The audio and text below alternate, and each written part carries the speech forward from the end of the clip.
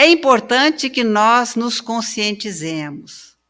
Para que esses ensinos sejam plenamente compreendidos, é importante que nós nos conscientizemos que o estudo é fundamental. E eis que aqui, no livro Pensamento e Vida, Emmanuel nos esclarece.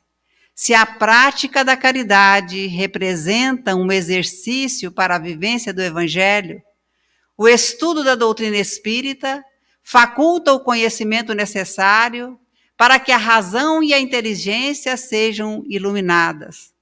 Conhecer é patrocinar a libertação de nós mesmos, colocando-nos a caminho de novos horizontes na vida. Então, estudar a doutrina, estudar espiritismo é fundamental para que nós possamos melhor compreender essa doutrina. E ao melhor compreender, nós tenhamos a condição de colocar em prática na nossa vida diária. É dessa forma, então, é essa doutrina que vai nos esclarecer em relação aos principais aspectos para que nós possamos chegar ao autoconhecimento. Essa doutrina que vai falar que sim, nós recebemos um corpo físico, um corpo que é sublime santuário, uma das obras, das super maravilhas da obra divina. E olha, Emmanuel ainda esclarece mais. É pelo corpo físico que entesouramos experiências de sabido valor para a eternidade. Então, nós temos um corpo físico que é uma maravilha. E nós, quando simplesmente olhamos para as possibilidades que nós temos, às vezes nós não compreendamos toda a complexidade que nós trazemos em nós mesmos. Nós não somos o nosso corpo. O Espiritismo nos esclarece que nós somos compostos de espírito, perispírito e matéria. Nós vamos entender o perispírito já desmembrando, nós já estamos falando de corpo emocional e de corpo mental. Então, nós somos o nosso corpo físico, nós temos as nossas emoções, nós temos os nossos pensamentos e nós temos o nosso espírito, o princípio inteligente do universo. Toda essa complexidade está ao nosso dispor. Qual é a grande proposta? Qual é o grande movimento que nós devemos fazer? Entender que, sim, o nosso corpo, nós o recebemos como uma misericórdia de Deus através da reencarnação. E é assim que nós vamos compreender, principalmente com os ensinos que Emmanuel nos traz, através da mediunidade de Chico Xavier, quando ele nos fala que nós somos herdeiros positivos dos nossos reflexos, de nossas experiências de ontem, com recursos de alterar-lhes a direção para a verdadeira felicidade. Olha, o que quer dizer isso? É que nós somos herdeiros de nós mesmos. Cada um de nós que aqui se encontra, encarnado ou desencarnado, estamos numa determinada posição que é a consequência natural das experiências que nós conseguimos acumular no tempo. Olha o quão é importante nós entendermos isso. Entendermos dessa forma toda a diversidade que nos envolve.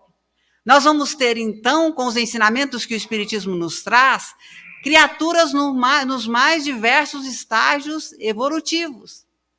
E é esse nível de compreensão que faz com que nós sejamos capazes de valorizar e entender que nós estamos no lugar certo, com as pessoas certas, mais necessárias ao nosso aprendizado.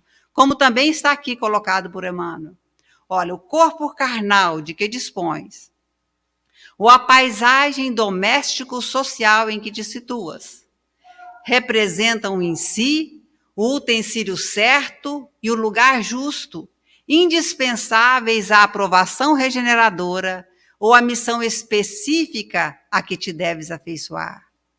Então, nós que às vezes, nas dificuldades que enfrentamos, muitas vezes ouvimos reclamação, ou mesmo reclamamos em relação às dificuldades, aos sofrimentos e às dores, devemos estar atentos a essa colocação que Emmanuel nos traz.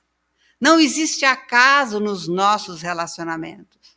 Nós reencarnamos, nós estamos na família certa, com as pessoas certas, exatamente com o propósito de cumprirmos com compromissos com esses espíritos enquanto aqui encarnados. Muitas vezes nós temos afetos e desafetos no nosso núcleo familiar. E é importante que nós compreendamos que todas essas dificuldades que nós experienciamos, elas são necessárias, porque o grande objetivo da nossa existência é, acima de tudo, a reconciliação. E é Jesus que nos chama a atenção para a necessidade de reconciliarmos com os nossos adversários. Reconcilia com os adversários, enquanto estais a caminho com eles, para que os adversários, para que não sejamos entregados ao juiz e assim sejamos encerrados na prisão. Que prisão é essa que Jesus se refere? É exatamente a prisão nessa roda sucessiva de reencarnações, de experiências difíceis que nós temos, na verdade, experienciado ao longo do tempo.